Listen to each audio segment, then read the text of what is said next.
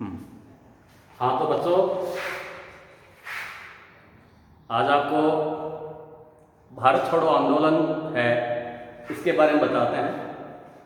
इससे पहले जो अपनी क्लास हुई थी उसमें मैंने आपको असहयोग आंदोलन, सविनय अवज्ञा आंदोलन इसके बारे में बताया था।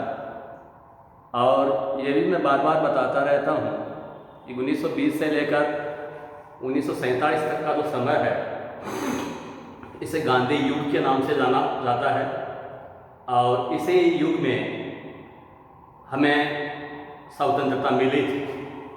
तो यहाँ जैसे 1935 का जो सुधार अधिनियम अंग्रेजी संसद ने पारित किया था, तो उसके तहत होने वाले चुनाव जो प्रस्तावित 1937 में थे, उनके संदर्भ में कांग्रेस में ये था कि भाई चुनाव में भाग लें या नहीं लें।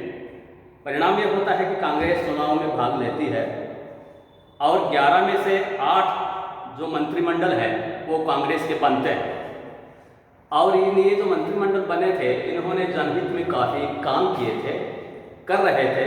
लोग पॉपुलर हो रहे थे जनता के सेवक के रूप में। मगर एकाएक वहाँ 3 सितंबर 1939 को सेकेंड वर्ल्ड वार शुरू होता है। 1 सितंबर 1939 को हिटलर या जर्मनी पोलैंड के ऊपर हमला करते हैं।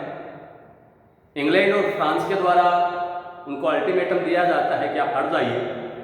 वो हिटलर नहीं हटता है। परिणाम ये होता है कि 3 सितंबर 1939 को बाकायदा सेकेंड वर्ल्ड वार शुरू होता है। इस सेकेंड वर्ल्ड वार में एक तरफ तो धुरी राष्ट्र थे, दूसरी तरफ मित्र राष्ट्र थे।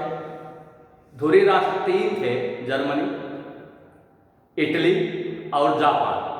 और इनको रोम, बर्लिन, टोक्यो की धुरी के नाम से जाने लगा। तो यहाँ जो भारत का जो वायसराय था, इसने भारतीय नेताओं, कांग्रेसी मंत्रिमंडलों और केंद्रीय विधानसभा के बिना परामर्श के ही भारत की ओर से जर्मनी के युद्ध की घोषणा कर।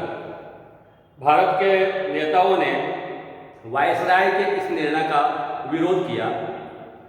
अब यहाँ 1941 में जापानी सेना बर्मा तक आ चुकी थी और हिंद फौज जो सेना है वह भी जापान के साथ लड़ रही थी। वो भी भारत की मुक्ति चाहती थी। तो यहाँ वहाँ का जो प्रधानमंत्री था विंस्टन चर्चिल, उसने ये सोचा कि जापान के संभावित आक्रमण से भारत की रक्षा के लिए भारत की राजनीतिक शक्तियों से सहयोग जरूरी है। अतः भारतीय नेताओं से, भारतीय राजनीतिक शक्ति से बातचीत करने के लिए, विमर्श करने के लिए विंस्टन चर्चिल ने मार्च 1942 में क्रिप्स को भारत भेजा। और ये जो क्रिप्स है, इसने इस क्रिप्स के 2 उद्देश्य थे।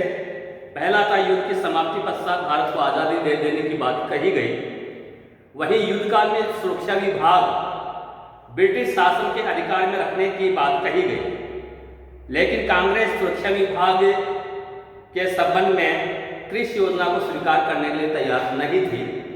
गांधी जी ने क्रिप्स योजना को दिवालिया बैंक के नाम भविष्य की तिथि में भुनने वाले चेक की उपमा दी। अब यहाँ घोर निराशा थी। इंटरनेशनल लेवल पे सेकेंड वर्ल्ड वार चल रहा था। भारत की आंतरिक जो राजनीतिक व्यवस्था थी वह भी गर्मा रही थी।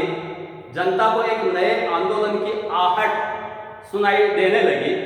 परिणाम यह हुआ कि जैसे असहयोग आंदोलन के कुछ कारण थे, सविनय अवज्ञा आंदोलन के कुछ कारण थे, उसी प्रकार से भारत छोड़ो जो आंदोलन है इसके भी 4-5 कारण बेसिक देखे जा सकते हैं। पहला था क्रिप्स मिशन की असफलता और निराशा एवं व्याग्रता का वातावरण बना हुआ था। बर्मा में भारतीयों के प्रति अपमानजनक व्यवहार किया जा रहा था और पूर्वी बंगाल में भय और आतंक का राज्य था। वहाँ किसानों की जो जमीनें हैं वो जबरदस्ती हड़पी जा रही थी सुरक्षा के नाम पे या और कई नाम पे। तो वहाँ की स्थिति काफ़ी डामाडोल थी और शोचनीय आर्थिक स्थिति और शासन में जनता का एक अविश्वास था। और पांचवा था जापान के आक्रमण का भय। ये आशंका बनी हुई थी कि जापान कभी भी भारत के ऊपर हमला कर सकता है, मगर हमारे नेता या जनता ये भी मानती थी कि इसमें अगर जापान भारत के ऊपर हमला करता है तो ब्रिटिश राजनीतिक व्यवस्था के प्रति भी भारतीयों में अविश्वास था। तो इस प्रकार से कारण थे जो 1942 के जो भारत छोड़ो आंदोलन है इसके मुख्य बेसिक कारण थे। अब यहाँ आंदोलन का विचार और वृद्धा प्रस्ताव 1942 में वृद्धा में कांग्रेस की एक मीटिंग हुई जिसमें गांधी जी के इस प्रस्ताव का समर्थन किया गया कि भारतीय समस्याओं का हल अंग्रेजों के भारत छोड़ने में ही है। अब वृद्धा प्रस्ताव के उपरांत जनता में यह भावना जागृत हो गई कि कांग्रेस की ओर से अति शीघ्र ही कोई बड़ा आंदोलन, जन आंदोलन छेड़ा जाएगा। 1 अगस्त 1942 को इलाहाबाद, जिसे आज प्रयागराज के नाम से जाना जाता है, वहां तिलक जयंती समारोह में भाषण देते हुए पंडित जवाहरलाल नेहरू ने कहा कि हम आग के साथ खेलने जा रहे हैं। बाबू राजेंद्र प्रसाद जो हमारे पहले राष्ट्रपति बने थे, उन्होंने कहा कि इस बार गोली खाने और तोप का सामना करने के लिए तैयार रहना चाहिए। और सरदार पटेल जिन्हें लोह पुरुष भी कहा जाता है, इस बार उन्होंने कहा कि इस बार का आंदोलन थोड़े दिनों का होगा लेकिन भयानक होगा।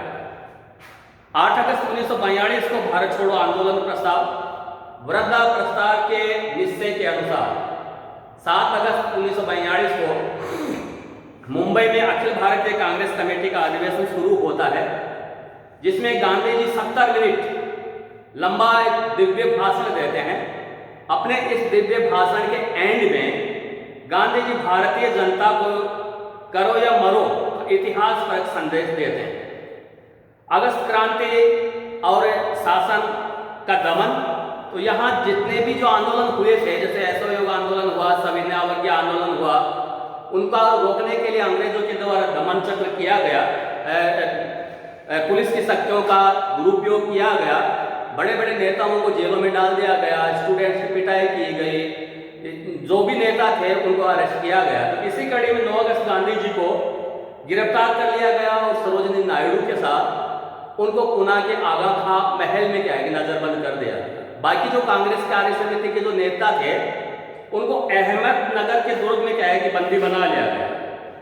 अब यहाँ शासन के द्वारा सर्वत्र आंदोलन का बहुत कठोरतापूर्ण दमन किया गया।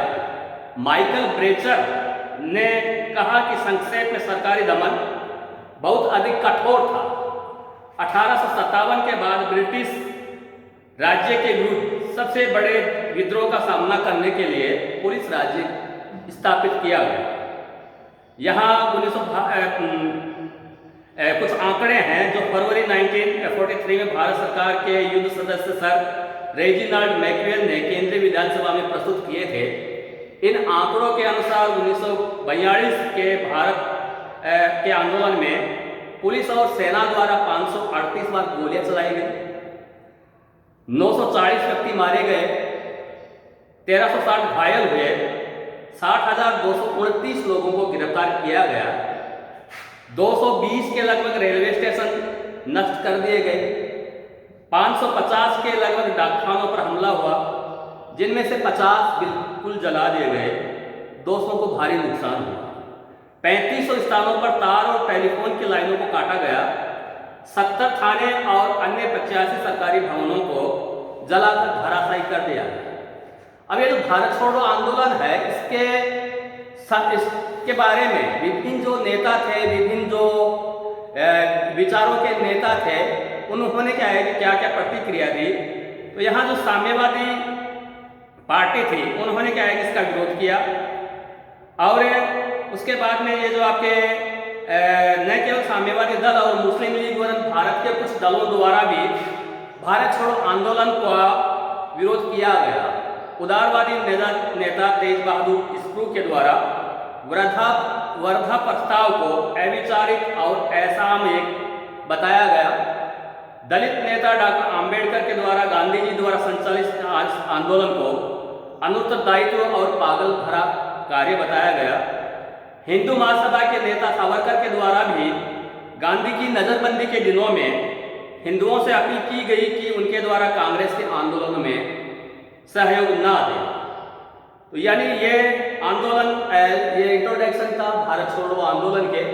उसके बाद में कल हम आपको बताएंगे भारत का स्वतंत्रता अधिनियम, तो 4 जुलाई 1947 को अंग्रेज पार्लियामेंट के द्वारा पारित किया गया। धन्यवाद।